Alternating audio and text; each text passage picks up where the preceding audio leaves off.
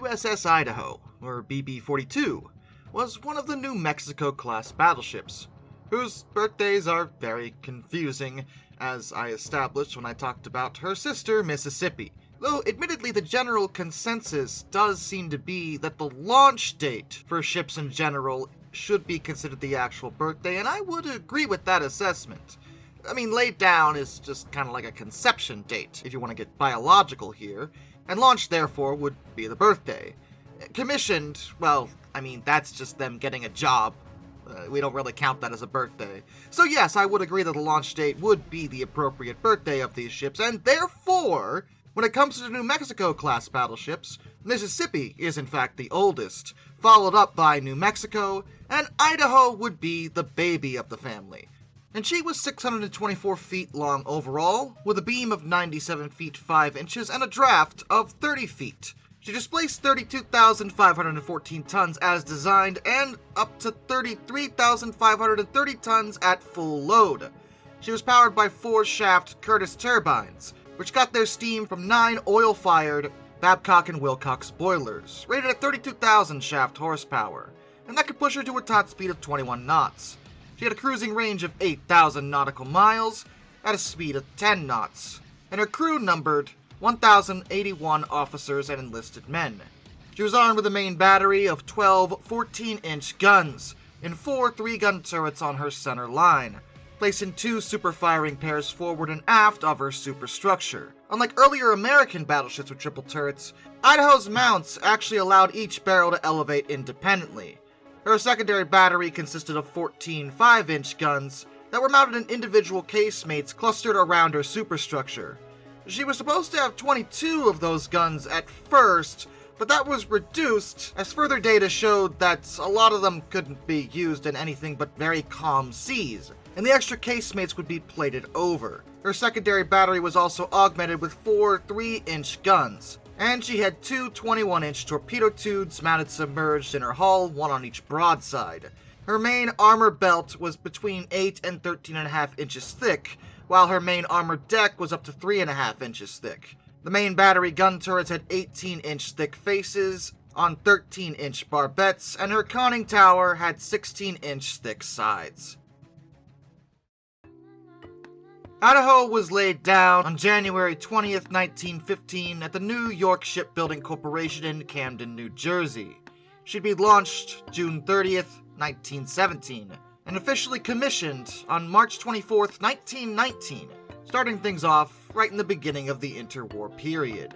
She began her shakedown cruise on April 13th, heading for Guantanamo Bay, Cuba, before heading back to New York. And when she got there, she actually welcomed the then president of Brazil, Epitácio Pessoa, whose name I'm hopefully not butchering, and carried him back to Brazil, leaving on July 6. She reached Rio de Janeiro on July 17th, and then she continued on to the Panama Canal. Then she headed to Monterey, California, where she joined with the Pacific Fleet in September, taking part in a variety of different training exercises, as well as a naval review on September 13th for then-President Woodrow Wilson. She also hosted the Secretary of the Navy, Josephus Daniels, and the Secretary of the Interior, John B. Payne, on a tour of Alaska, which would conclude on July 22nd. Over the next 5 years, she would take part in a variety of fleet exercises once again, held off the coast of North and South America. She was actually present for a variety of ceremonies during that period, which included a naval review for President Warren Harding in Seattle, Washington in 1923. The Pacific Fleet would actually be reorganized in 1922 and become known as the Battle Fleet, but Idaho was still a part of it. She took part in major exercises off Hawaii in 1925, and those lasted until July 1st, after which Idaho headed to the Southern Pacific, stopping off in Samoa, Australia, and New Zealand. And when she was returning from Hawaii to California, she actually carried Commander John Rogers, who had actually just failed to fly a seaplane from California to Hawaii. She reached San Francisco on September 24th, and for the next 6 years she was based in San Pedro, where she continued to conduct readiness training, as the interwar period would tell you. She alternated between the Pacific and the Caribbean during this time, And then on September 7th, 1931, she left San Pedro for the Norfolk Navy Yard, where she was to receive a major reconstruction that started on September 30th. Her original turbines were actually replaced with newer geared models that were manufactured by Westinghouse, and she was given 6 express spoilers designed by the Bureau of Engineering. That improved her overall performance to a top speed of 22 knots.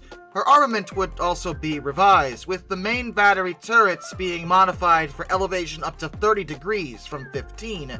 2 of her 5-inch guns would be removed, and 8 5-inch anti-aircraft guns were installed. She also received an additional 2 inches of armored deck, and her underwater protection was improved. Her original lattice. Apparently it's pronounced lattice, not lattice. I've been told this. Interesting. Well, these masts were removed, and a heavy tower bridge was built in place of the foremast, as well as a light pole being erected in place of the main mast. And during the installation of her new bridge, she was fitted out as a flagship, which included the addition of a flag bridge for the admiral and his staff. All these alterations would greatly increase her displacement to 33,960 tons standard and 36,737 tons at full load, and her crew complement would increase to 1,443. Her reconstruction was finished on October 9th, 1934, and after completing another shakedown cruise to the Caribbean, Idaho would return to San Pedro, arriving there on April 17th, 1935. Fleet maneuvers were increasing in frequency about this time, due to tensions rising with Japan over their expansionist policies over in Asia.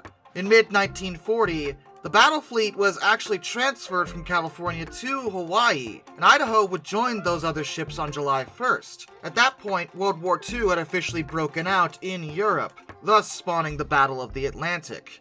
In response to this, President Franklin D. Roosevelt initiated the neutrality patrols to protect American shipping.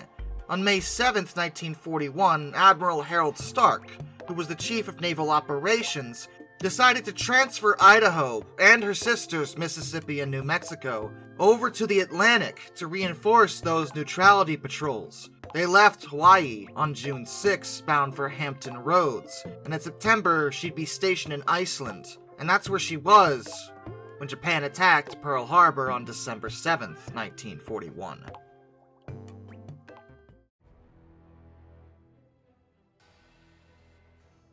With America now under attack, Idaho's situation changed drastically. She and her sister Mississippi were immediately told to leave Iceland on December 9th to rejoin the Pacific Fleet, who needed desperate reinforcement. They would stop over in Norfolk before steaming through the Panama Canal and heading to San Francisco, which they finally arrived at on January 31st, 1942. For much of that year, Idaho would take part in combat training off the coast of California to prepare her and her crew for the war ahead. In October, she was sent to the Puget Sound Navy Yard to receive replacements for her by then worn-out main battery guns. The original secondary battery of 5-inch guns was also removed, as they were needed to arm merchant ships. Idaho would continue training until April of 1943, and on the 7th of that month she headed to the Aleutian Islands to help push out Japanese troops that had occupied the islands of Attu and Kiska. She would serve as flagship of the Bombardment and Patrol Force.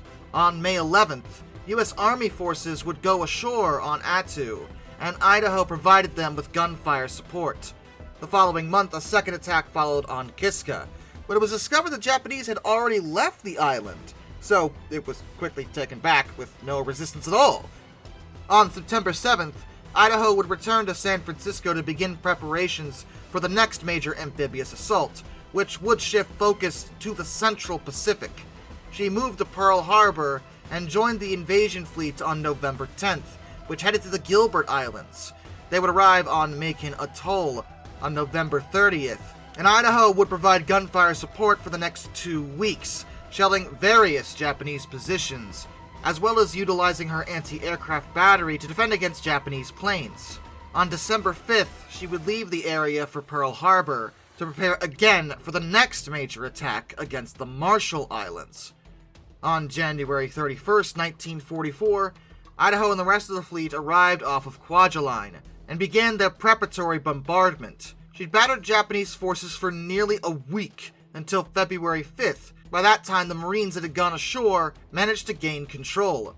Idaho would then go to get fuel and ammunition, because she desperately needed it, at Majuro, before returning to shell more Japanese positions on other islands in the Marshalls, and then heading off to Caviang, New Ireland, to conduct a diversionary bombardment on March 20th. On March 21st, she would arrive at New...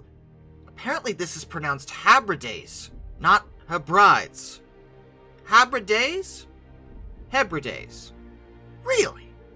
It's not Hebrides. I can't pronounce anything in this region of the world, okay? I am sorry. New Hebrides before she headed to Australia for a brief stay over there. She then returned to Kwajalein on June 8th, where she joined a group of escort carriers for the invasion of the Marianas. She then started the preparatory bombardment of Saipan on June 14th, with the official landings taking place the next day. And then she headed to Guam, where she shelled again, which really, that's what she did. It was what she was very good at. During the Battle of the Philippine Sea on the 19th and 20th of June, Idaho remained with the invasion fleet and protected the troop transports and supply ships. She then headed to Eniwetok in the Marshalls to replenish her stocks of ammunition, before heading back to Guam on July 12th. She shelled the island for 8 more days before ground troops went ashore on July 21st, and she would provide support to them until August 2nd, when she headed back to Eniwetok again for more ammunition. Then she went to Espiritu Santo, where on August 15th she did enter a floating dry dock for much-needed repairs. In early September, she headed to Guadalcanal, where she did some amphibious assault training, and on September 12th, she steamed to Peleliu, and joined with that preparatory bombardment of the island. During the Battle of Peleliu, dug-in Japanese defenders inflicted heavy casualties on the Marines. Idaho did her best to help turn the tide, and provided artillery support until September 24th, when she had to withdraw for an overhaul. She would head to Manus, and then to Bremerton, Washington, reaching there on October 22nd. During this refit, her remaining 5-inch guns were replaced by 10 more 5-inch guns that were 38 caliber instead of 25 caliber, in single enclosed mounts, and she was the only ship of her class to actually receive that particular modification, making her slightly unique among her sisters. After the work was completed, she conducted training off of California, and on January 28, 1945, she departed San Diego, heading over to Pearl Harbor, where she joined with the bombardment group, heading over to the Marianas, and then on February 14th to Iwo Jima. Idaho would begin bombarding Japanese defenders of Iwo Jima on February 19th, and when the Marines went ashore to take the island, Idaho would stay off the coast for nearly a month to provide support before she had to withdraw on March 7th to get ammunition at Ulithi. On March 21st, Idaho joined up with Task Force 54, which was the gunfire and covering group that was under the command of Rear Admiral Morton Deo. Idaho would be made the flagship of Bombardment Unit 4 for the invasion of Okinawa. She began shelling that island on March 25th, and the landings would begin on April 1st. This battle saw an insane amount of kamikaze attacks being levied at American forces by the Japanese, but Idaho, incredibly, shot down 5 kamikazes on her own in a mass attack that happened on April 12th, only receiving slight damage from a near miss to her port side anti-torpedo bulge. Temporary repairs were able to be effected while still off Okinawa, and on April 20th she left for Guam, arriving there on the 25th, where permanent repairs were completed very quickly, and she'd return to Okinawa on May 22nd, where she resumed her fire support role. She stayed there until June 20th before she headed for the Philippines. There she conducted training operations in Leyte Gulf, and that's where she was when Japan finally agreed to surrender on August 15th. She was among the ships to enter Tokyo Bay on August 27th, carrying a detachment of occupation troops, and she was present during the signing of the surrender documents on September 2nd. She would leave Japanese waters on September 6th, heading back home to the United States.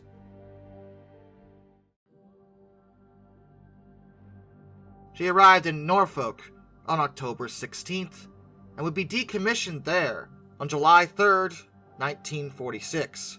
She would be kept in reserve for about a year and a half, but unlike her sister Mississippi, who found a brief second life as a testing platform, Idaho was not so fortunate. She would be sold for scrap on November 24th, 1947 to Lipset Incorporated of New York City and broken up. For her service, she was awarded 7 battle stars, and while I can't confirm there are actually any physical relics from this grand ship, I can definitely say her memory lives on. For providing fire support to shooting down 5 kamikazes, Idaho certainly put in work, as the proud and noble baby sister of the New Mexico class. And with that, a special thank you to all my underwater train finders, SomeDude267, Orange Glass, Benjamin Owens, Penta Kitchen 131-232, and Zach A1, Arthur Roy, Tommy Rossini, Brian, Jack Carson's Row of Videos, Lord Off 444, Mark Holding, Murder Jones Doll, 8person723, DM Travel Typhoon, Row Hunter 2860, Isurfer 1405, Charles Kwiatkowski, Matt Weaver, Tom Redlion, NS Productions 8104, Hannah Bird, Hendrick Motorsports Fan 5, Wheeljack 8401, Rescues Greyhounds, The Baxter, Caleb Crosswhite, Ohio Trucker 1, Joshua Long, Andrew Bowen, Josh Johnson, Hayden DeGrow, Caleb Rainwaters, Prez Drenton, Master of None, Arizona Hot Rail, Liam Wright, Mr. Sleepy, Dr. Racer 78, Travis Delinsky, and Jared Brussel. Till next time, this is Darkness, and I bid you all a fun farewell.